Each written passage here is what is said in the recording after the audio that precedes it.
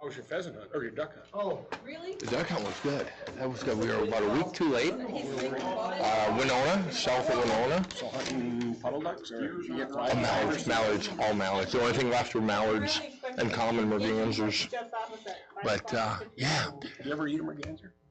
Hoodeds. But you gotta remember, I've eaten bluebills from Scott.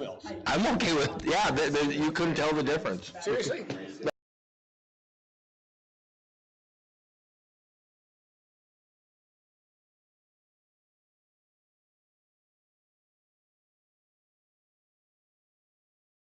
You have eaten one? People shoot them up there at the lodge when I was living at Sunset. Oh, okay. We were going through the process of plucking every duck we shot. Okay. Didn't seem palatable at some point. No, probably not.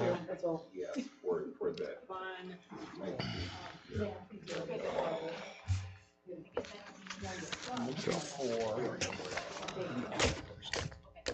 The what? That's right. We're ready to go here. Should be. They were going to be first up on the agenda. Yeah. We like to get in. I would like to make that basketball game. They want to bring that on the bus. I think the girls had a pretty good time this last weekend, I think. He was stumbling around, they're getting around pretty good. Most of the time I saw the crutches laying on the ground, so.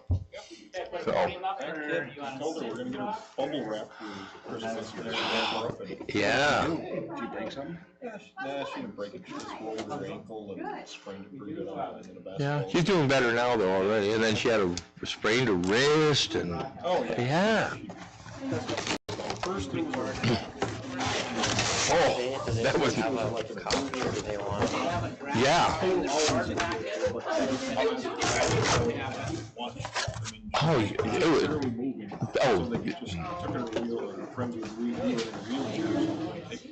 Well, there's so many changes that can But then it's it's hard to Matthew. compare. It was basketball, against Your vacation, guys? It was wonderful. Yeah. It's hard to come back today. And she got real better with her left hand though that way. She did. Yeah, I saw her out there playing. She was just playing with her left hand. But.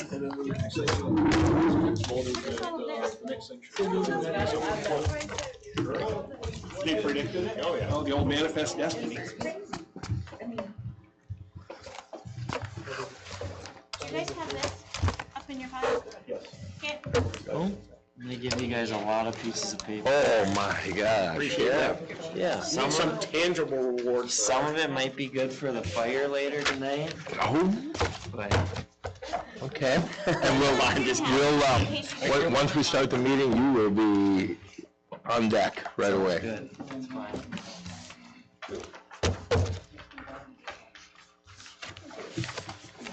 I suppose I don't want me to digest this yet. No.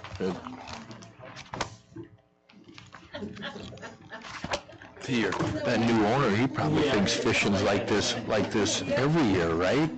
Just good fishing, easy, getting out there, nice weather. Yeah, he's definitely getting spoiled. I Yeah. think Justin and Scott are trying to keep on the keep. You just, Okay.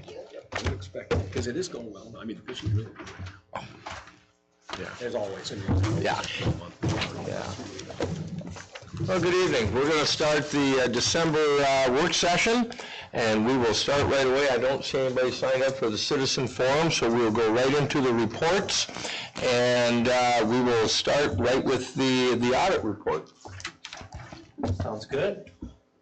Well, I'm Luke Evenson. I'm with Eide Bailey. We're part of the audit team. We came up with the audit in, I believe we did it in September.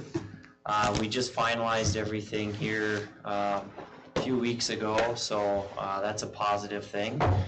Today, actually, I'm going to be going over the executive summary, which I did not pass out to you guys, which I just realized as well. So I'll do that quickly. I'm gonna hand it out for you. I'll take the whole thing, and we can hand them around. There we go. All right, thank you. So we, during our audits, when it comes to presentation time, we usually present the document that you have in front of you, the executive summary.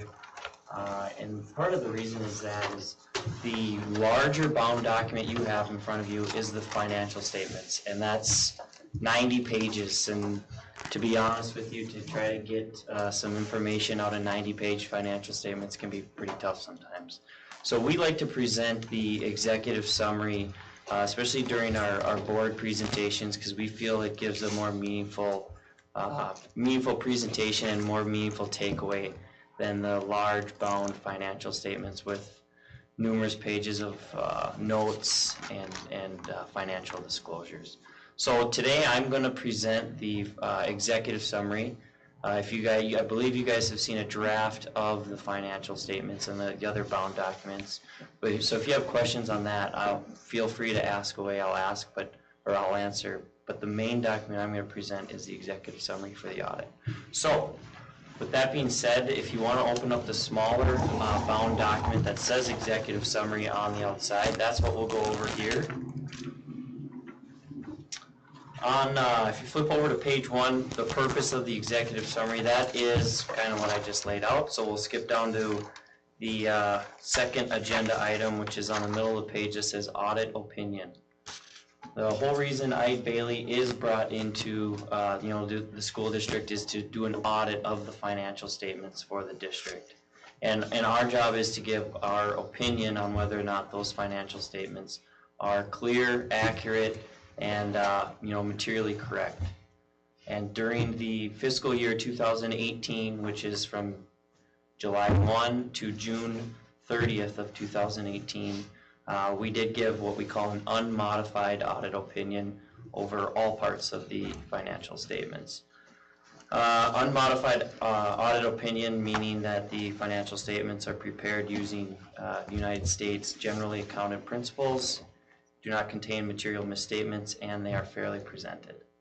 I believe this is a difference from your prior year audit opinion, where I think we had one area where we gave what's called a qualified opinion, meaning that auditors were unable to substantiate or completely test some records. However, we were able to test those and come to a determination where we felt comfortable with the numbers, and that's why we gave our unmodified opinion. Is that a rare finding? What's that? Is that a rare situation, or is that the way it should be every time? So I can speak on terms of districts that we audit. I would say 95% of the districts we audit, we have an unmodified opinion. We do have some findings, which we do as well for this fiscal year. But most of the audits we do, we can get to a place where we feel comfortable what the numbers are. Some audits we do give a qualified opinion, and that does happen. But that when you have an unmodified opinion, that means the books are kept accurately. We can come in and see where the numbers are at. There's documentation to support all the numbers, and most of the time the business staff who keeps those numbers do a pretty good job, so we can come in and take a look at things. So does that answer your question? Yep, thank you. Like I said, we did have some findings during the audit. We had 5 total findings. The first 3 were what we call segregation of duties, material audit adjustments, and financial statement preparations. Those 3 audit findings we have on a majority of our audits, usually for school districts, because of business managers and the accounting office in school districts aren't always the largest group of people. For cost to benefit, it doesn't really pay for you guys to hire 3 to 4 more people so you can segregate all your duties out. Or so the person who's handling cash is not the person making deposits, and not the same person who's making journal entries. So those 3 findings we have on majority of our districts. We did have 2 other findings, an improper retention of employee personnel forms. During our testing, there was a couple forms the district was missing. Nothing severe, nothing major, just something that we wanted to note. And we also did have some student activity findings.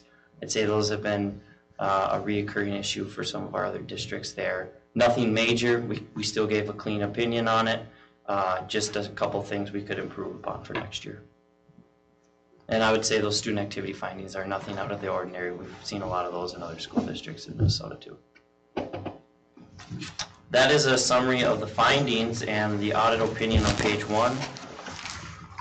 If you want to flip over to page 2, the next pages will be more of a financial overview of where the district is at as of June 30th, and then as well as some comparative numbers for the previous 4 years. If you have a question on anything here, feel free to interrupt, or I'll leave some time at the end of each page if anybody wants to ask. But on page 2, we have a couple of graphs on the top of the page. It's a receivable as a percentage of revenue. And what this graph is looking at is the general education aid that is provided by the state of Minnesota is normally given to school districts on what we call a 90-10 ratio. Now 90% of that revenue is received during the year and 10% is received at the end or after that fiscal year. So we call that number a receivable. Now the district has operated pretty close to that 90-10 ratio that Minnesota Department of Ed prescribes. As you can see, in 2018, district had approximately a 6.5% receivable as a percentage of revenue. So what that means is you're getting roughly 95% of your revenue during that fiscal year, and then 5% is receivable after the year end. Now if this graph were to go back to 2011, 2012, when the state of Minnesota was in a different budget time period, it was a 70-30% ratio. So this receivable as a percentage of revenue was a lot larger. So you're getting more of your money from the state of Minnesota based on your student counts and your general education aid now than you have in the past, and that's a good thing. On the bottom of the page, we have a cash and investment balance disclosure. For 2018, the district had approximately $3.2 million in cash and investments.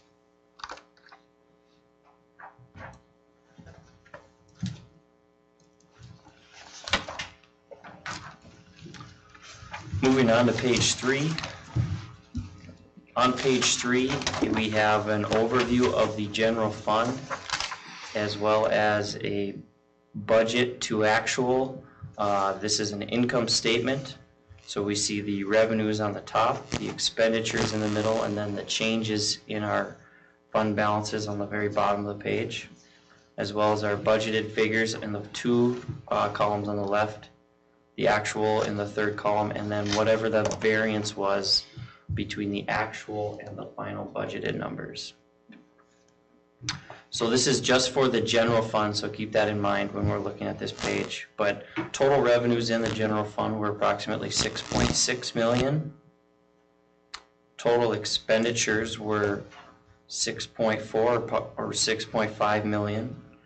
After a few other financing sources and uses or unique transactions, we had a net change in fund balance of $24,006. So we had our revenues were slightly above our expenditures by $24,000. And this was just in the general fund. So that was a positive increase to our fund balance this year, which our fund balance ending in the general fund was $1,890,202. So keep that number in mind. We'll go over it in a few more pages. But if we flip over to page 4, page 4 is a general fund revenue by source. And what we show on this page is, again, the general fund.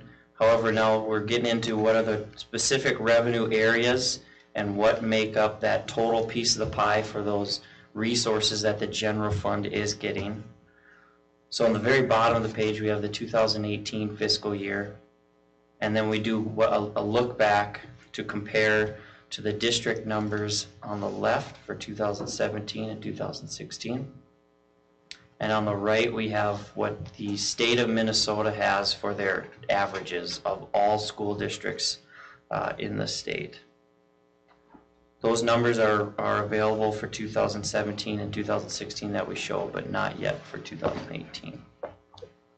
So we can compare and contrast on where our general fund revenue sources were for the past 3 years, and especially looking at what the last year was under audit. The one number that I do note on here that we had a slight change is that green category, local levies. We showed a decrease. In the past 2 years it had been 16 and 17%, and then the current year 12%. Crystal, is there a specific reason, that local levies number might be a little down? Did it have something to do with that pool levy being recorded more in the community service rather than the general fund? I wouldn't think so. Okay. Well, it's been really consistent. Because I don't think you guys did any changes in your local, in your levying dollars, did you, in the past year? Okay. We're always subscribing to the max, but I'm not sure we're always taking the max. Does that make sense? Yep. Because I show our levy dollars didn't change too much in total, but I think in the general fund it might have decreased, and then maybe our community service fund, I think we had a bit of an increase this last year. And I think part of that had to do with that pool levy. But It looks like we're taking it away from the other, and I don't know what that is, Yeah, the other other local and county, like in local and county. 2018. What would that consist of? yeah, and I'm not 100% sure. Does that have anything to do with our consolidated, our consolidated revenue, or is it con revenue? That's what I was wondering, if it was the con and if that was in the Yeah. wrong place last year or something. Yeah. I don't know, I guess I don't know if it was in the wrong place or not. Yeah. The power line increase this year too. Yeah. Be under that one. Yeah, That we got paid for past years, right? well, that'll hit us this year though, not 18. We didn't get it in 18.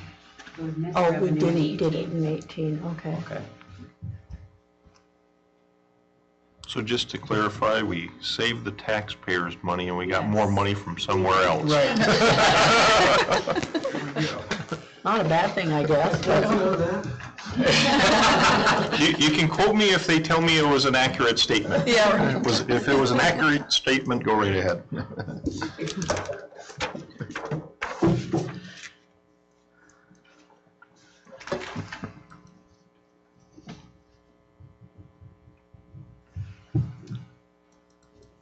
Any other questions on page 4 before we move on to 5? All right. On page 5, very similar setup to the previous page. However, now looking at the general fund expenditures and which programs specifically those general fund resources are paying for or we're having expenditures in. Greg, you can see some of the categories on the very bottom for regular instruction, special ed, instructional pupil support, our administration, sites and buildings, and other. Generally what we see is regular instruction is always the dominant expenditure category by program, and that's generally backed pretty closely by our special ed and then our sites and buildings. And as you can see here, not a lot of changes from year to year for you guys from 2016 to 2018.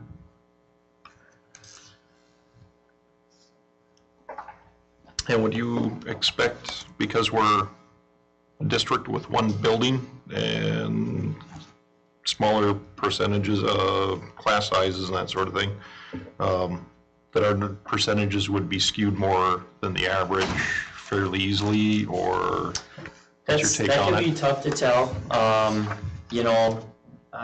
For some of our smaller districts that maybe cover a couple towns where there may be elementaries in one town, high schools in another, we can see larger admin costs and building costs just because they gotta heat 2 buildings, they gotta have staff and things like that. Whereas, you guys, your admin number is at, 10, 11, and 12%. If you compare that to those statewide averages on the right, 18% for both of the past couple of years in that orange category. You guys are a considerable amount lower, which that could be attributed to why you guys are so much lower than those statewide averages. Okay.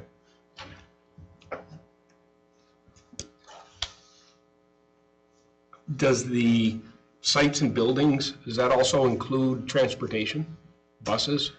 So transportation is allocated between the different categories. I'm gonna guess most of transportation is included in regular instruction, just because, you know, that's all the students get to and from.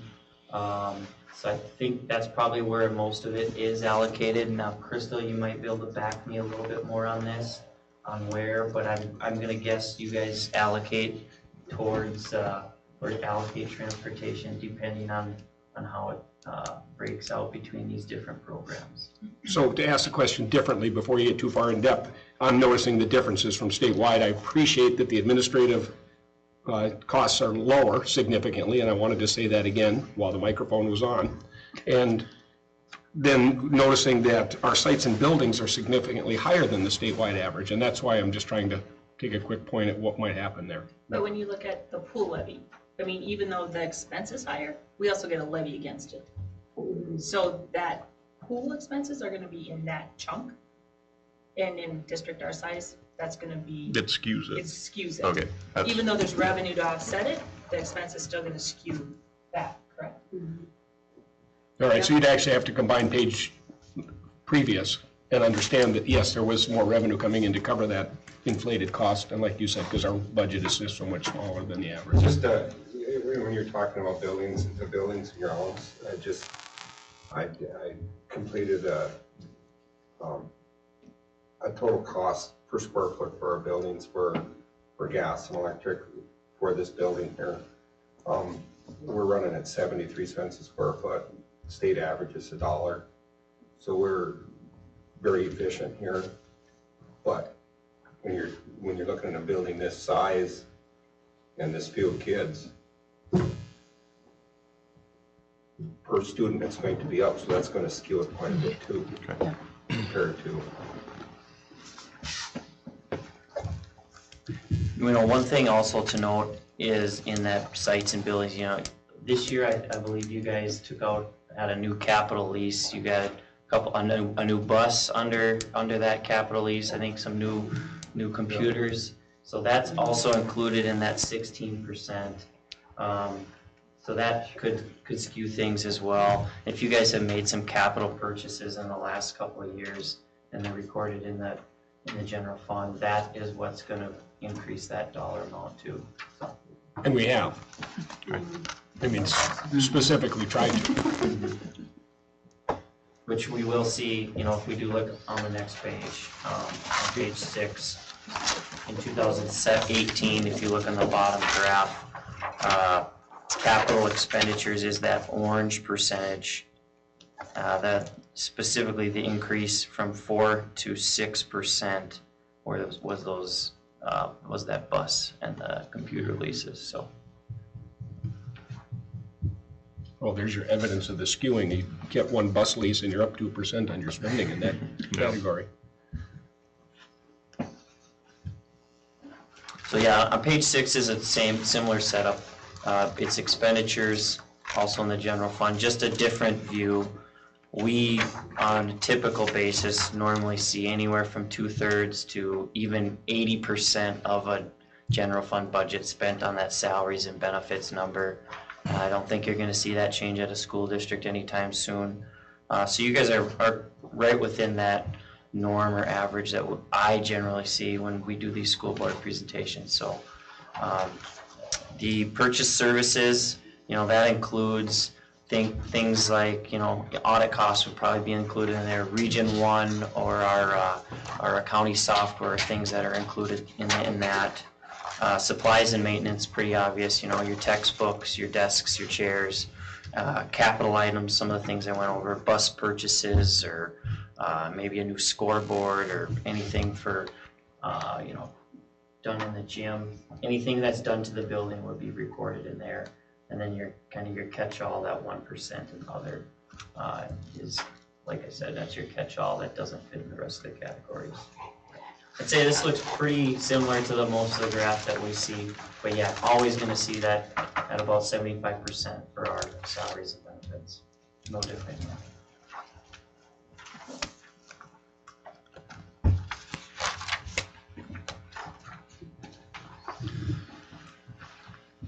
Flipping over to page 7. Page 7 is an overview of our fund balances and where those are sitting at the end of the 2018 fiscal year. So what we have listed through on this page is the different types and categories of our fund balance, our non-spendable, the restrictions, which those are restricted by the state, state coding, those are restricted. Our committed amounts, our assigned, and our unassigned. That unassigned is the number that we typically analyze the most. The unassigned, as well as what's called unrestricted fund balance. So what you guys have control over is the committed, assigned, and unassigned. And those three put together make up what we call unrestricted fund balance. So you guys set what the committed for severance is, management, as well as you guys can set what the assigned for forest is, and then the unassigned is kind of like our rainy day fund is available to be spent on future year expenditures if anything is to come up.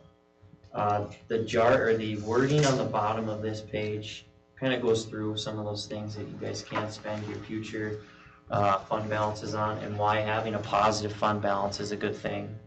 But if we flip over to page 8, we have fund balances continued. On the top of page 8 is some benchmarks on where other organizations feel your fund balance levels should be at. Keep in mind these benchmarks are, in my opinion, a little scattered and all over the place, but they're benchmarks nonetheless. So if we look at that top page, the Government Finance Officers Association, or GFOA, they recommend a minimum fund balance for governments for unrestricted fund balance of 2 months regular general fund operating expenditures, or 16.6%. So 16.67% is the number I generally try to remember out of that paragraph. The state auditor in the next paragraph recommends 35 to 50. Now I think that number is a little skewed high, as I think it's aimed more towards cities in Minnesota and counties. So I generally don't pay attention to that. We have it in here because it's a guidance from the state auditor, but the number I would pay more attention to is what the district's own fund balance policy is, and that's in that third paragraph. Excuse me.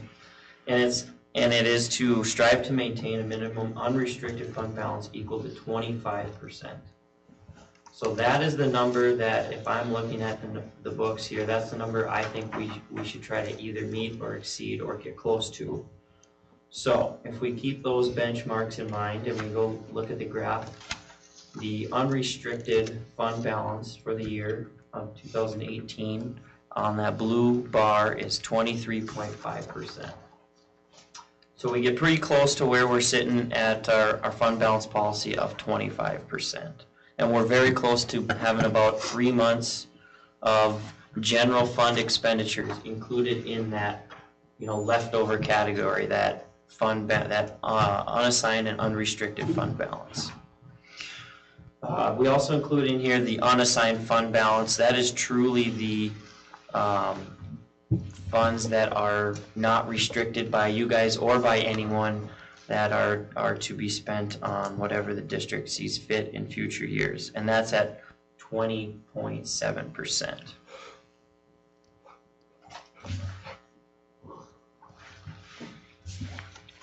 Is that your pause for question? Yes. So throw out some just parameters on the work you've done with other school districts. Where do we sit in that, and what kind of lows and highs can I be looking at that other schools think about? And that's a good question, and that's probably the most popular question that we get when we do this presentation. So we see a lot of districts that are all over the board. I did one presentation a month ago where they had 60%. 60? 60. And I've done others where they've had 15%. sometimes the larger the district, the lower that percentage can be, just because there's more dollars in there, per expenditure. However, I would say 25% or 23.5, where you guys are sitting, is pretty close to what we see at most districts. I'd say 20 to 30% is where we see a lot of our districts sitting at. And your fund balance policy at 25 is, pretty close to what our actual is. So I guess if it's my opinion, I think if we try to get close to that 25%, we're sitting in good shape. Unless you guys want to revisit your policies and procedures or anything like that, but 25% is probably a pretty good goal. What kind of a range? It's like, okay, shoot for 25%, and I don't know how long we've had that policy, but how often, does it matter to hit it directly, or what's the range that you're looking at? I mean, are we talking 23 to 28% and you're good, or what? I mean, or tighter, or what? That's a good question. I mean, that's just a goal.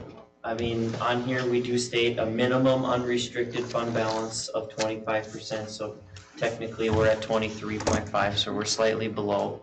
But, nobody's going to slap us on the wrist because we're not making our 25%. This is just a goal to try to maintain.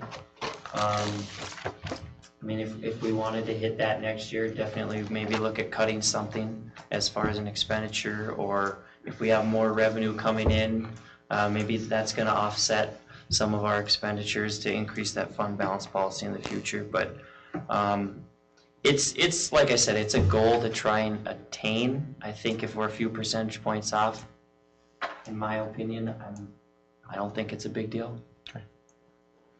The concern, I think, is just that every time we ask these questions, the response we get is that 25% was almost a randomly assigned number. You can find no history that supports it. All you can find is, and I hope Mort's not home listening, but the recurrent theme is Mort Naismith said 25%, and that sounds like a good number. So you just don't know where you need to be in that, really. Well, if you go to the NASBO recommendations are usually right around that 3-month mark. I mean, any type of the administrative, all the meetings and stuff that we go to, it's the 3 month is usually what they recommend. Right, Crystal?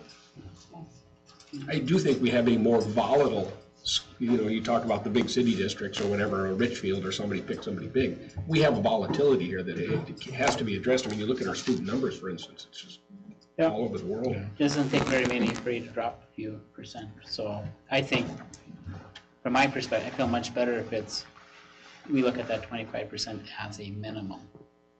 So right now we're sitting at 23.5%. To me, that's a little red flag that we need to really be looking at getting back up above 25%. Because right now our numbers are up. Next year, 5-10 kids can make a big impact on our little district. So I think that 25 seems to be a good safety net. I would agree, and I think it's good that increased, even that 0.4% is, at least it's not going the other way. Yeah. And we kind of did that intentionally. You can go back from 2016 and prior, we were hovering in that 25 to 30, and that's why we kind of focused on some additional bus leases. And but we also learned that it goes quickly. It doesn't take long. Yeah. Especially when you have a few unforeseen things. You can plan things and you want to spend things down, but you have a few little hiccups there. And we've had a couple years of some pretty significant deficit spending, but I think Crystal's done a good job of reining in some of our expenses, and I think that's pointed out in this report a little bit. So I think I'm looking at that 23% as, it could be worse, but it needs to be better, and I think our goal should be to get above that 25%.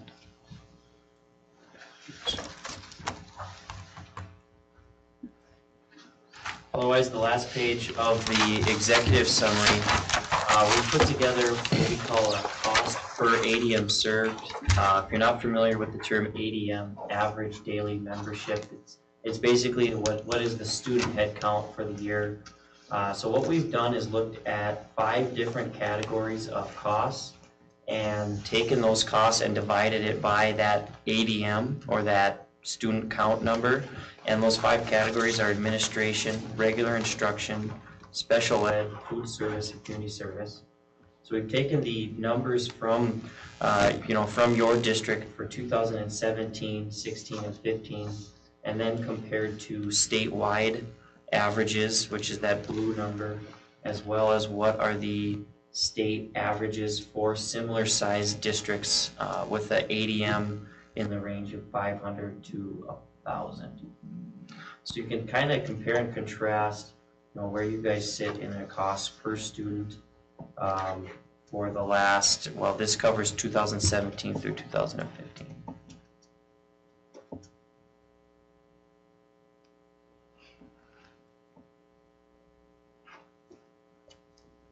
Otherwise, that is the end of my presentation, my formal presentation of the executive summary. If anybody has any just overall audit questions or any other things about finance or some of the numbers we covered, I'd feel open to answering now. I've got a few more. I would, when we were doing audits in the past, you would, or we were confronted with our shortcomings. Okay, the student activities fund, which you say, all right, but so you've addressed that, I assume, with the staff that I'm looking at here. Yeah, and that in our report, we did have some student activity findings. Now we've had student activity findings in pretty much all of the school districts that we've audited this year, as there's been a lot of changes in the student activity guidelines that the Minnesota Department of Education has put out there. Yes, so we'll work with Crystal and anyone else in the business office that works on student activities to try and correct those findings. But overall, we gave an unmodified opinion on the student activities and felt that they were tracked accurately. So there wasn't any major issues that we identified, just some things that we noted that maybe weren't up to par as far as the exact guidelines and some of the testing we did, but and we noted those in the findings, but nothing major that was glaring.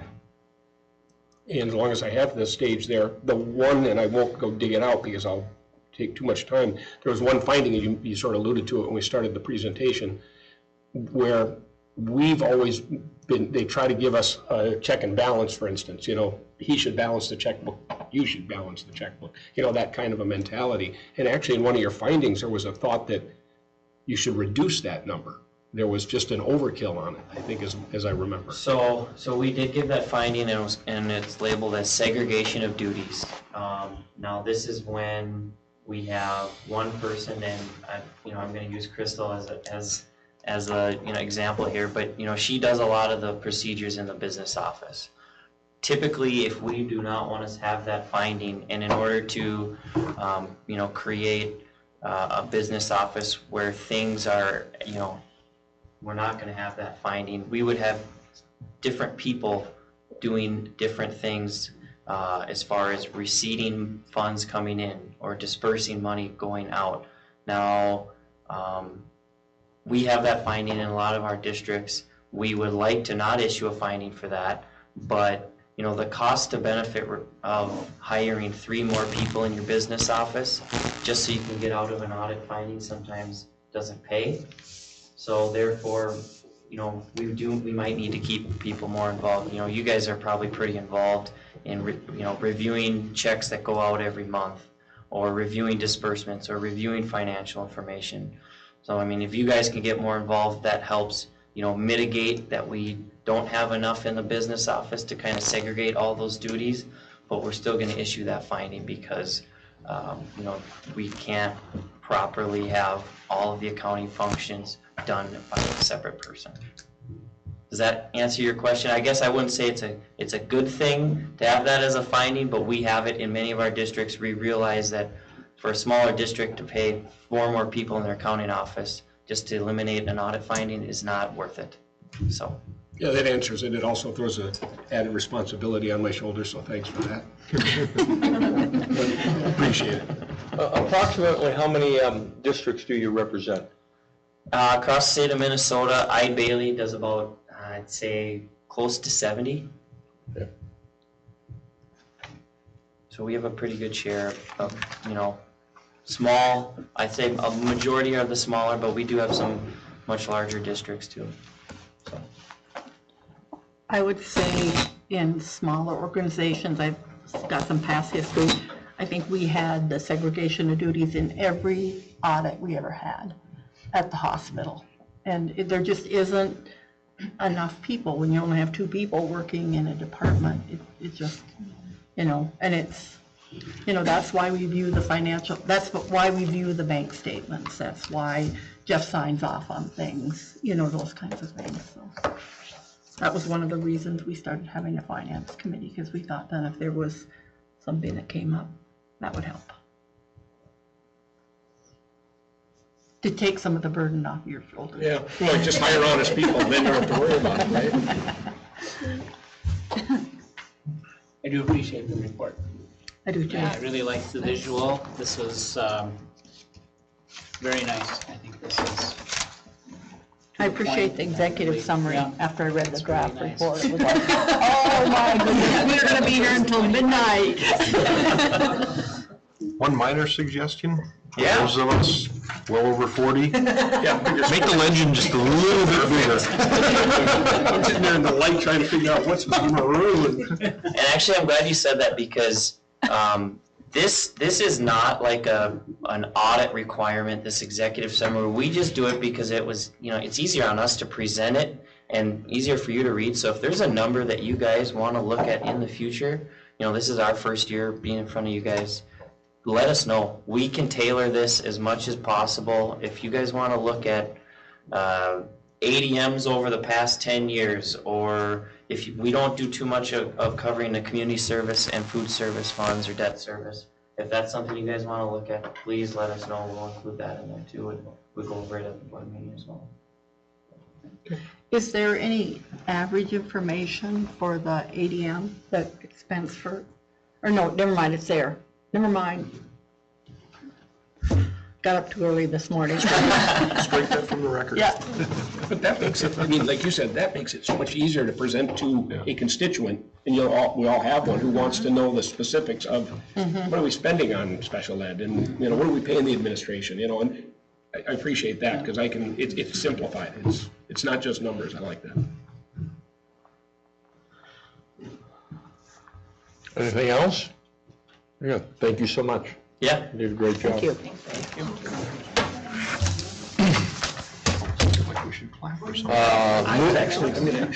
Moving on, we will probably go right into our board committees, starting with the policy committee. Somebody wants to give a report on that? We covered the procurement card policy that we're going to go over tonight, and we did have a few, I think, minor corrections for the most part. Yeah, just minor things. And then we got into the wellness policy, which we have more discussion on. Yes, I won't go into great detail. I'm trying to accomplish 2 things with the wellness policy, and I think it created questions, and that's why we have a committee and a process for going through it. And I have to slow down and allow the process to take time to do. So I was kind of hastily trying to get this through. But we do have a community ed advisory committee. And the wellness policy covers tons of stuff. It's our food service, it's our snacks, it impacts our fundraising, FIED programs, community ed it's such a vast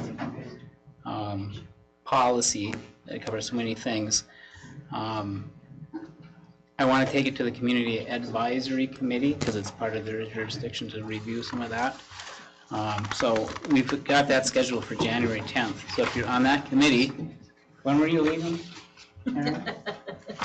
Today. Oh, that's right. So that's right. We didn't get it in on time, but whoever takes her spot can put that on their calendar. So And then the policy committee that was originally scheduled for the 10th, I'd like to push that to the 17th.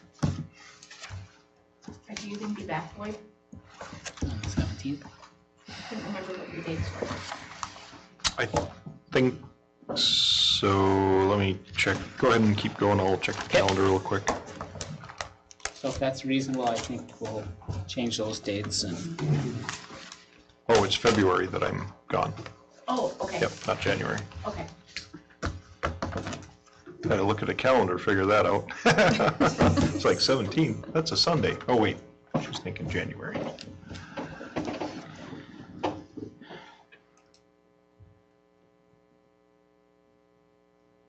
That's it for policy committee, unless you have more. No, I apologize for butting in. That's fine. That's fine. That's my All right. explanation for. Moving on, we'll have one on the school forest. Met last week, discussed the specifics of the candlelight ski, which is now, or continues scheduled for the 19th of February. So start throwing that date in your mind. We talked about changing some of the treasury reports, just trying to simplify it for you and her. And that's just something we'll have to come up with at a future date, because that's still an ongoing battle, not really a battle yet. We are looking for, in terms of the candlelight ski, we are looking, if I'm saying that publicly now, we're looking for a light source. Just if somebody for some reason has 1,000 votive candles in their basement, we would take them. Okay, we're just looking for something. We're going to go ahead and buy candles again and put them out there and make it happen. But if there's something better, or if, I think what Reed said was, if you see a sale for $1 on artificial lighting, and you can get a $1 rebate, you know, that kind of a notion at a Menards or a closeout sale, get them, because we're looking for, the candlelight thing is going pretty well, so we just want to make that a future situation. A couple other little things, but I don't think they're even something we should go into. We are looking to get the community ed more involved in the forestry as well, so that's something that the school board can think about, but we'd like a membership on there. It's not represented at the moment, so that might improve things for us a little bit. Otherwise, that's about it. Okay, thanks, Tim. One question before we close out the forest, and this is a total digression, but it just popped in my head, and I think it would be the school forest who was kind of looking at it. A number of years back, or a while back, we had looked at swapping, was it 40 acres or something? Are you guys still talking about? Yes, that was actually on there, and okay, what's her first name? Becky. Becky. Said she'd pursued it. It's going to be, and you're talking that piece of property that's sort of out towards the point, but in the middle of the swamp. And I think the state would be willing to swap it, but it's not an acre for acre swap, it's a value for value swap. So somewhere in there, they would find a piece of property that approximated the value that they ascribe to that. I think it's an 80-acre chunk out there, isn't it? Or is it bigger? 160. 160, okay. So she said she had been talking, and that will not happen quickly. yeah, Not a I mean, but it's still moving. Mhm. So, okay, thank you. Anything else on the forest committee? No, we'll move over to the finance committee. As I pointed out, it was a really boring finance committee meeting, and that's a good thing. So I don't even know what there is to There was no report. surprises. Yeah, There no, was- I mean, it's status quo, yeah. Very good. Crystal's doing a wonderful job. yeah. There we go. We'll move over to letter C, Mr. Nelson's superintendent elementary report. All right, in your packet you have information on enrollment. Overall, we're down to 478. High school dropped 2 students, they're at 213. Elementary is stable at 265. I sent out information and requesting consideration from the board to either do a memorandum or reopen my contract in regards to adding severance language. And there's information that's in your packet regarding the limitations and the legal pieces as far as severance pay with highly compensated employees that we need to keep in mind. And I have a proposal for language. So I just leave that up to the board if that's something you would consider. And if so, that would be something I would pursue to maybe at our January meeting to consider adding that severance language. Do we want to discuss that? Yeah, I guess. Questions? Or questions? What's the process, or I how? would think the process would be that certified negotiators should meet with Jeff and make the recommendation to the board or not.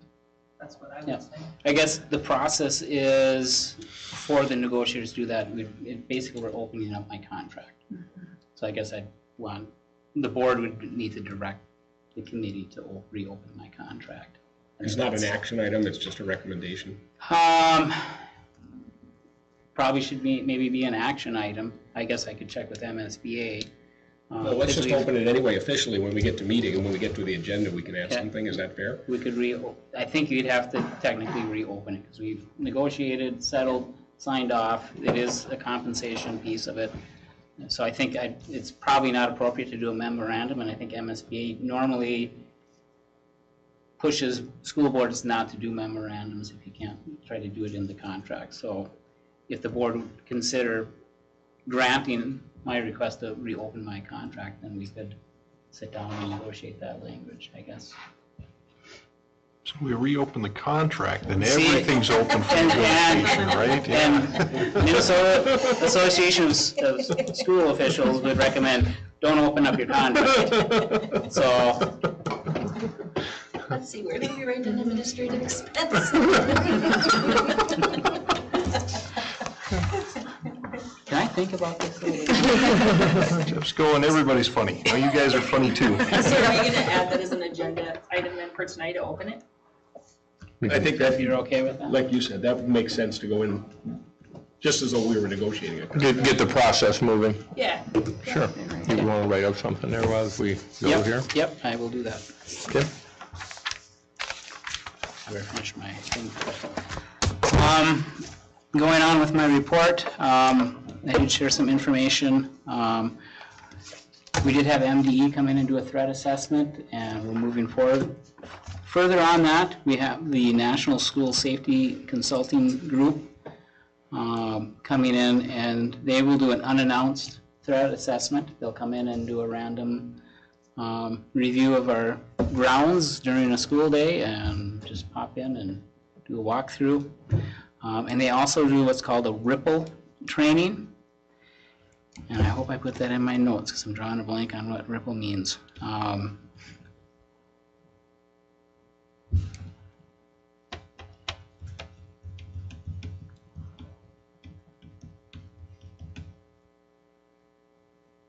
didn't put that in there. You never use acronyms without putting the type, what it means in there. Basically, the ripple training is on staff training, and the focus on it, the essence of it, is on prevention. We do a lot with lockdown drills, with shooter trainings, active shooter trainings. A big piece of their training is what can we do to prevent it, and a lot of that is having staff trained on identifying students that we're concerned about or adults we're concerned about, and trying to stop acts of violence before they can happen, and having people available to people that might be struggling with mental health. So that's the premise of the ripple training. And I'll get what the acronym stands for. There's some school superintendents that have had this training, and they spoke very highly. In one of my updates that I sent you, there is a link with more information. And we'll be using our Safe School levy to pay for the bulk of that. So, and I've already talked to Crystal about that, right? Mm-hmm. And she gave me permission, so. Which brings me down to the next one, Safe School levy. I know that came up when we were talking about lights, so I'm following up on that. And you can see we have a fund balance just over $17,000. That's what we get each year. We didn't spend that restricted money, but that's something that would be appropriate is the lighting, safety, anything that makes the building and facilities more safe. You can hire school security guards or what do they call those? Liaisons I mean, some school districts that get more funding that they use that money for that purpose. So that information's there. Also, 2019 is the year for the Minnesota Student Survey, and next month I'll be bringing more specifics, and that's a survey that the state of Minnesota does for all 5th, 8th, 9th, and 11th graders. Part of the process is notifying the board, notifying parents, giving parents opportunity to review some of the survey questions, and giving them the opportunity to opt their child out of completing that survey. And that survey covers anything from their engagement at school to possibly drug use or that type of thing. So it's kind of a broad survey for our students. It's something that does show up on our school report card, MDE. So that's a process we'll be working on in January. Like I said, I'll be bringing more things to the board, and then there'll be letters that go out to the parents. World's Best Workforce, we had our school committee. We haven't had the World's Best Workforce Advisory Committee meeting yet. We'll be doing that sometime in January, prior to our January 28th board meeting. So we need to get our World's Best Workforce summary, or our advisory committee together. But the summary report has been submitted to MDE, and we'll be presenting that at our January 28th. We'll have that formal. So we're a little bit behind on the calendar. Usually that's something we try to do like October, November. So we're just a few months behind on that. So that's all I have. Any questions? Thank you, Jeff. Moving on to letter D, the business office, Crystal Olson. I don't have anything. I handed out the budget report to the board members who didn't have it already, and like you had said, there's not been any surprises or anything yet, knock on wood. So we're right on track so far. Very good. All right, thank you. Moving on, high school principal, Mr. Novak. I just have a few items. We've got Holiday Week, which started on Monday. This is sponsored by Student Council. So each day there's a variety of different things going on. Today we had a lightning competition during noon hour. We've got a variety of just simple competitions. We've got karaoke going on a couple days. Just getting students going with a variety of activities. Today was wear red or green. Tomorrow is ugly sweater day, and each day is a different day. We're also going to be fundraising for the Humane Society and the Lake of the Woods Food Shelf. Last month I mentioned about the Northwest Minnesota Foundation. They are doing a Communities Thrive grant.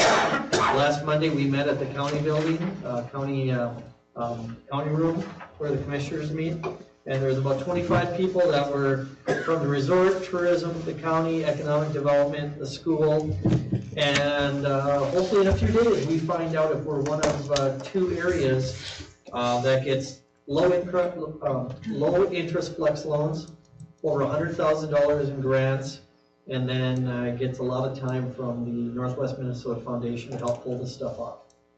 So hopefully in a few days we'll find out, and we'll be able to tap into some of those different grants. That's all I have. Very good. Thank you, Mr. Novak. I don't see Mr. Hazelton here for the athletic director, winter sports updates. Moving on, we will go over to buildings and grounds and transportation with Mr. McFarland. I just have a couple things inside your packet. I think you have a contract lease bus agreement lease for the bus storage over there. In the past, just a little history on it, county used to store a bus over there and we charged them $600 or something like that. And it was kind of a mutual agreement. You know, we helped them out, they helped us out. I and Cindy were talking earlier this year and about what's our actual cost over there. Paul Bunyan took over the transit rather than the Tri-County here. And our actual cost come out, that's where I came up with that 73 cents a square foot. I took our total square feet of our facilities here to find out what it was costing us to heat and light. It's about 73 cents a foot. So our actual cost for the area that they're taking over there was $840 a year, and our lease was for $960. I talked to them this last week. I told them it wasn't adequate and asked them if they could move up on it. And we agreed to redoing our lease and moving that up to $2,400 for this school year instead of the $1,440. Move it up to $2,400 for the starting 19 year. And then in July, we start negotiating the 20 year. And they want to store one more vehicle here. We'll keep it in the same bay. It's just a spare vehicle. And they have agreed to move it up to $3,600 a year. So it's quite a dramatic increase, but it was needed. We were giving away too much space too cheap. So I don't think there's any action needed. It's just to let you know what's going on. And then for buildings and grounds, if you noticed when you walked in tonight, maybe parking lights are pretty well lit up now. All the LEDs that we bought for the outside are installed for the streets and the parking lot here, except one right on the sidewalk here where one of the poles they welded the head on the one that points up at the flag. So we were going to have to do a replacement of a pole or something there, so we can't get ahead on that one. And all the rebates for... Would it be worth it just to leave it? If you want to leave a metal halide there, we can. I did order, they did order another head for $199 today, I think, something like that. Put one up there on top. And you can take one of the old flag poles, or one of the old poles that they took out of the back parking lot where the arena went. You can put a taller pole in there and use that pole and put a new head on it. And it should work out pretty good. Then also I turned in all the rebates for your all inside lighting and exterior lighting today in North Star. So other than that, I don't have anything. I want to thank you for pulling those yellow cement posts out of my insurance will go down a little bit, I'm sure, over the past few years. When did we pull those out? I just noticed, actually Gretchen noticed them before I did. What's that? It was about a month ago. Okay, thank you. We did it over a meeting. Okay. I had somebody complained that they were gone. Okay. Moving on, we will, community ed and food services, Mr. Cole. Step down so you can hear me. Not a lot going on right now. I gave you guys all the sheet. Registrations kind of hanging the same right now. Basketball, we started that up earlier this month, and we had 70 students registered, K through 6. So I was pretty happy with that number. Especially the K through 2, I think I have 25, just those grades alone. Number 2 here, a scholarship program. We created a program for students that are underprivileged, maybe have a hard time coming up with an activity fee. And here on this side we have an application, and it's kind of based on free and reduced lunch. So they fill this out and then they bring proof of that.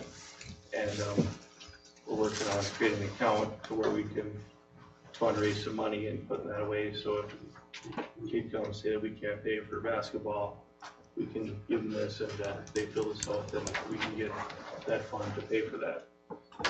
So pretty excited about that. Hopefully it'll help some kids around here. New classes, snowmobile safety is January 10th. NASP, that's a high school archery league. I've been talking with Buck Nordlaw. There's some interest in starting that here. And I called, I think Craig Kaiser from the DNR, talked about it. And they actually have a league with high schools, and there's a state tournament and stuff. And there's some interest here. Buck said he talked to 6 kids that said that if we got something going, they'd consider, or they could try it out. And so we're kind of kicking the tires on that, seeing what we can do. I know a lot of the equipment we have at the school here, from years ago, they had some of the same bows that they would use, and the screen and some targets. And that's kind of in the beginning stages, but we're gonna try to see if we can do something with that. Ed Plus, number 5, that's coming out early January. So if you got anything you want to put in there, let me or CC know. Get that in. And last, our community ed meeting is January 10th. Any questions? Thank you, Mr. Cole. Any questions, comments on any of the things we've discussed? If not, we will adjourn the working session at 7:05 a.m. with the audit. You came pretty good there. And we will begin the regular meeting with the call order and a pledge allegiance. I pledge allegiance to the flag of the United States of America and to the republic for which it stands, one nation, under God, indivisible, with liberty and justice for all.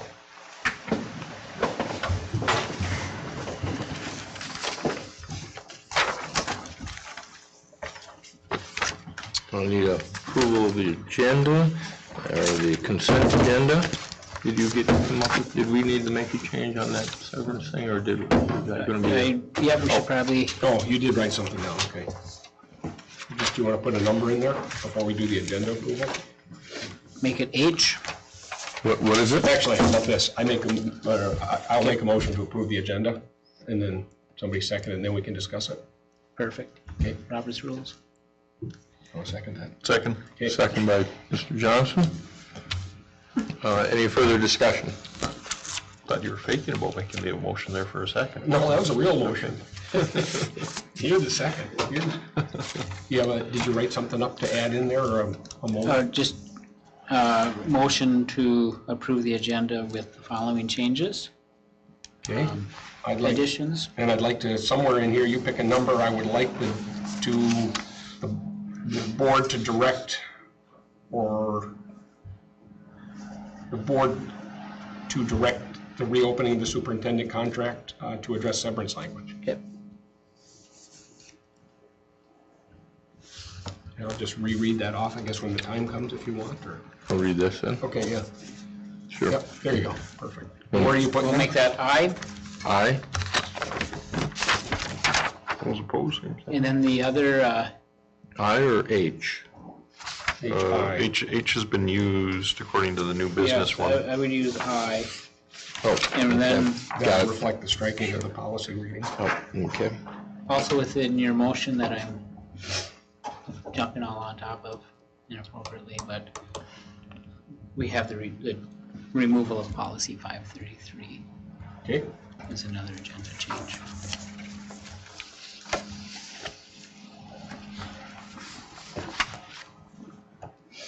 Any further discussion? Those are the only two changes?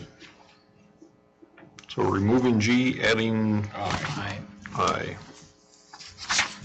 Superintendent contract. Okay. Okay, I'll go over to the consent agenda now. You didn't vote, did you? Yeah, we got to vote on the changes. Okay.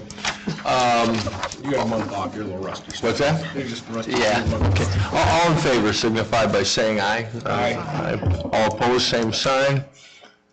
Motion is passed unanimously. I need a motion and a second to approve the consent agenda as presented. I'll make that motion. Motion by Ellis. I need a second. Feldman. It was by Feldman. Feldman. I never get that one. Second by Lyon. Any further discussion? All in favor signify by saying aye. Aye. Aye. All opposed, same sign. Motion is passed unanimously. I don't believe we have any board presenters. We got written communications. Everybody's had a chance to look at those. We have, move on to new business. Do we want to read What's that that? out loud? Because I don't think it's just to the board, is it? That's to the public as well, the cookie Which is day. that? Yes, So we should Yep, we invite can the do that. world, right? Okay. Under written communications, we've got a Cookie Day invitation promoted by Patty Curie. And when is the date on that? the 20th. The 20th? Of this month? And that's going to be at the school here, correct? Right, it's in the home ec room. I do believe it's the 20th, I might want to double check, but I'm pretty sure it's the 20th. Yes. Thursday, December 20th, Okay. in D109. So that's the home ec room. On, at what time? It's all day. All day. Come out for Public is breakfast welcome. cookie. Yep. Her Perfect. students work really hard. They do a good job. I went last year. It was Yeah. a ton of fun. I spent about an Yeah. hour in there with Sam. It was fun. Oh yeah, you were chatting. No, they were chatting. I was listening. We also have the Christmas party. I think it's still The 19th the 19th. at Ballard. This Wednesday. Yep. And that's going to be out at Ballards. Yep. And we also have the election ballots. I think we have Right to. at your spots, if I may interject, the Region 1 election ballots for each of you are there. And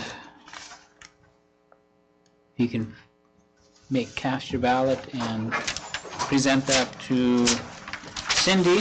She will take care of sending that. Here's an envelope you can put in.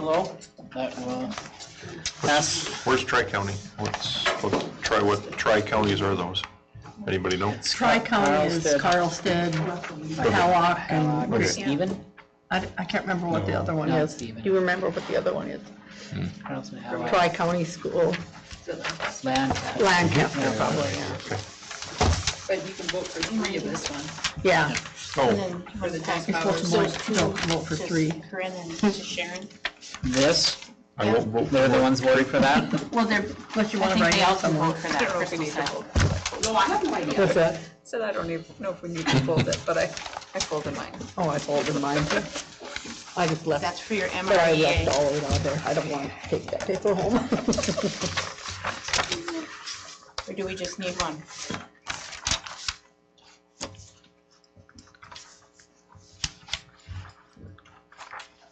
I'm trying to get there. The problem with Okay, the computer. the school board gets one ballot, and this is for the MREA Board of Directors. The board gets one ballot to cast. Also, someone from Lake of the Woods Administration gets a ballot, and then the teacher organization. So we need to designate one person for the MREA ballot. And Did you want me to hand these? Oh, why do I have two? because, You get to vote twice. because we thought that you, because we thought that you each got to vote. Yep. as a But school only board. one person will vote. But Each So the- district Sharon can vote. gets, full membership district gets 3 ballots. One ballot is cast by administrator group, one ballot for your school board, board of directors, and then one ballot for your teacher group. So we're only gonna do, the board only gets one of these to fill out, and then I'll give one to, Teaching. Lake of the Woods Education Association president, and then I'll give one, To you. I will meet with administration group and. Since you're holding them, Boyd, if anybody has any recommendations, please get with Boyd. If you feel strongly I second one that.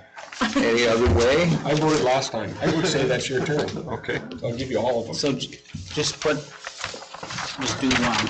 District 390. Do one One paper? MREA, yes. Okay. Yeah, check your administrator thing. and- Here, I'll just give that one to Jeff so there's no So I don't need those, misunderstandings. right? We just need to do one for the board. Then we'll put teacher and ones. Yep. It gets really confusing, we have too many. Good thing you're on top of it. I just lucked out, I had the form in front of me that had the directions on it. Did we get D? Did we do D? Not yet.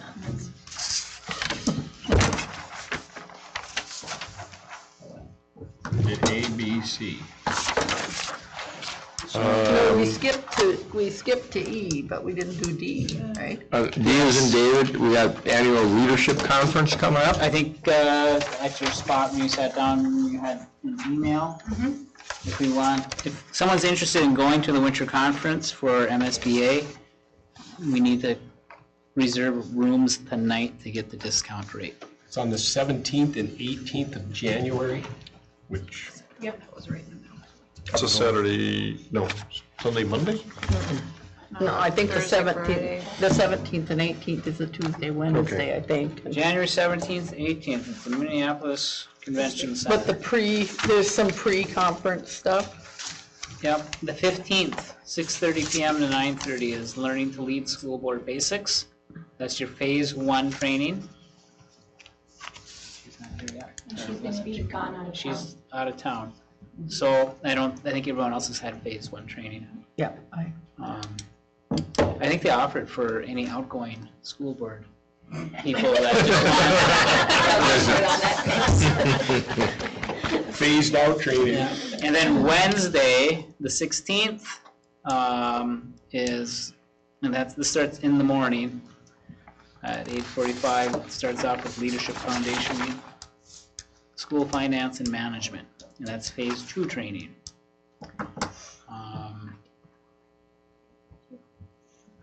We had phase 1 and phase 2, yeah, okay. Yep. That's what I thought. So, and then there's some other things on Wednesday that probably would not pertain to our district, other than 7 PM that night, there's early bird sessions. Bargaining basics, and board's role in driving successful technology implementations. And then the full conference starts on Thursday, the 17th, and wraps up on Friday, the 19th at noon. So I can leave this here, but if there's any interest at all, let us know so we can get the discounted rates. Have you experienced people been to one of these before? Is it worth going to? They're really good. I actually went to one because I went to my 1 and 2 at one of them. And, they're good. There's good information, but, I think that everything in the, like, I've been to a negotiations one, I don't know how much it would change, so. They're kind of time and cost prohibitive when you live this far north. That's the problem. Yeah. It's an expense for us as a school district, obviously, Yeah. but look at the scheduling. When you get there, you still have to get a day of travel on either side of it, too. It's quite a process. Yeah. Not that I'm trying to talk you out of it. We used to have board members on administrators go every year. Yep. Can't remember the last time I went. I think I went with you. You went with me. Yeah. So. I think it's really a good thing if you have people that need to do the phase 1, phase 2. As long as you're sending 2 people, send a whole bunch of people that it's. Okay. But we do have staff development that's set aside, and there is funding for the board to attend this type of thing, so. Not me, If thank you. anyone's interested, but I've always found them. Oh, they're worthwhile. I would say they're More worthwhile. networking than anything else. Yeah. I mean, Right, yeah. You can hear from other boards and stuff, so. I would say if not this year, then we should strongly think of sending a bunch of us down there next year. I think, Well, and really, there wouldn't be much reason to go to the early bird stuff unless yeah. you have phase 1 and 2 people that need to go, right? Yep. Would you say that would be I a would fair say, assessment? yeah. So that would cut down the time a little bit. Still a pretty good time commitment.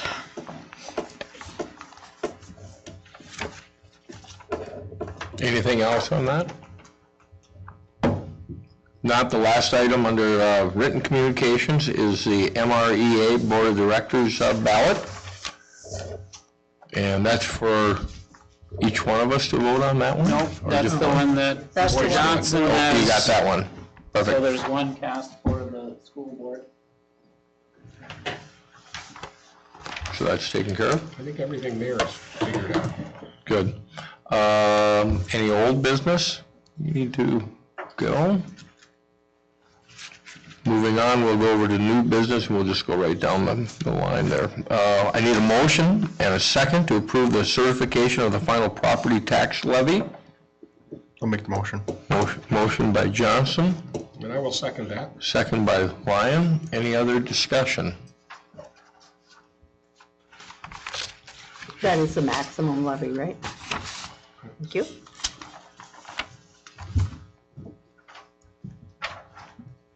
Any others? Not, all in favor signify by saying aye. Aye. Aye, all opposed, same sign. Motion is passed unanimously. Item B, we need to set the organizational meeting date and time. I think we looked at January 7th. Is that the day we had, I believe? Yep. That's the, What time works best for you folks? I'm open on it. Is that a morning meeting? historically, yes. Is that our 7 o'clock meeting or something? Yep, 7. 7 would be better than 7:30? That one will take a little while. Doesn't make any difference to me, so. 7 o'clock? That takes longer than the vote certification. Oh, yeah. Sure, yeah. Yeah. We need an hour for that. Yep. 7 o'clock, sounds good? Works for me. January 7th at 7 a.m. in the ITV room. And I think traditionally, any outgoing board members have always brought coffee Treats, and right? and donuts, so She said she would be there at 6. if you want to have a full She's gonna be baking. 4-course breakfast, come at 6. Should somebody let Robin know that, on that one, if she's not here? Yes, She'll, I'll let her know. very good, thanks, Cindy. I need a motion and a second to approve the, let's see, am I there? Am I on number, hang on here, the final, I'm on C, aren't I? Do we need, C, I'm no, sorry. do we need a B? motion on that B to set that time? No, okay. No, I don't think so. Just checking. Thank you. Oh, okay, I still need to back up one anyway. I need a motion and a second to approve the final audit report, year-end June 30th, 2018. I'll make that motion. Motion by second that. Feldman, and second by Ellis. Any other discussion? That was a good presentation, I thought. That was nice. Short, brief, but a lot of information there. Yeah, Yes. thank you, Kristen, for all your. Yeah. More human. Yeah, thank you. Thank you. I'm just more. What a nice presentation. I was really It pleased was- with it. Yeah. Yes. Yep, I think we did well there. All in favor signify by saying aye. Aye. Aye. All opposed, same sign. Motion is passed unanimously. I need a motion and a second to approve the resolution 2018-19-05 to accept the donation of $250 from the Moose Lodge Gambling Fund for the Community Ed pottery class. Make the motion. Motion by Johnson, I'll second that, by Burcham. Any further discussion? Was that specific to pottery, or we said, oh, here's $250, let's go to pottery? Yeah, It was specific, right? Yeah. They handed in and said, okay, good. Yeah. We have a stake in that. All in favor signify by saying aye. Aye. All opposed, same sign. Motion is passed unanimously. I need a motion and a second to approve the resolution 2018-19-06 to accept the donation of $78.11 from Wabonica Lutheran Church Sunday School for the backpack program. I will make that motion. Motion by Lyon, I'll second that, by Burcham. Any further discussion? We want to thank them, no doubt, for their Sunday school, for the backpack. All in favor signify by saying aye. Aye. Aye. Same, all opposed, same sign. Motion is passed unanimously. I need a motion and a second to approve the new bus lease. I'll make the motion. Motion by Johnson, I'll second that. second by Lyon. Any further discussion on the bus lease? We are doing a 3-month there, 3 years. or, 3 year, excuse me, Yes. as opposed to the 5-year, just because. Is one of these, oh, sure, go ahead. Well, that's the amount we had budgeted anyways, so in my mind, it makes financial sense to just go with the 3 year and save a little interest. Fair enough. Is this one of the gas buses in that this one? is This the is gas the one. gas one, that's, yep. Are we gonna get, when are we looking at taking delivery of these things? Is it gonna February, be? isn't it? February 15th. Okay, We'll have one good yeah, cold stretch. that's right. That's, yeah, I was trying to remember if we were gonna get it while it was cold. You and I are gonna do a ride along on that day. What do you Okay, think? That'd be sounds fun. With old Buck, we'd get Sharon out there, it'd be fun. She's gonna be the bus driver. I'm getting my seatbelt in. Any other discussion? All in favor signify by saying aye. Aye. All opposed, same sign. Motion is passed unanimously. I believe we're gonna go past the wellness policy. And we will go on to, actually the letters are messed up here. I need a motion and a second to approve the first reading of the procurement card policy number 721. I'll make that motion. Motion made by Corinne, Second. second by Johnson. Any further discussion? What was the thing that held it up for a month? Just to have this policy in place before we started actually using them. Oh, that's right, okay. And we're all okay with that, obviously. Any other discussion? All in favor signify by saying aye. Aye. All opposed, same sign. Motion is passed unanimously. And we have H, where did we, there we go. I need a motion and a second to open the 2019 to 2021 superintendent's contract for consideration of language regarding the severance pay language. I'll make that motion. Motion by Feldman, I'll second. second by Ellis. Any further discussion? Who's on that? I mean, I know I'm in there. Who else is coming into that now? Unless you do. Do you want to do that or no? It doesn't. I mean, it's not a big deal, so isn't there a third or two part of that as well? I am, yeah, So between the two of us, we could yeah, drag that out. we got her covered. We got your phone number. At least Jeff Yeah. thinks it's not a big deal. Any further discussion? Can I chime? No. All in favor signify by saying aye. Aye. Aye. All opposed, same sign. Motion is passed unanimously. Under other business, no doubt we want to recognize Sharon this evening for her years of support and expertise and all the time she has spent volunteering. No doubt you will be greatly missed. Thank you so much.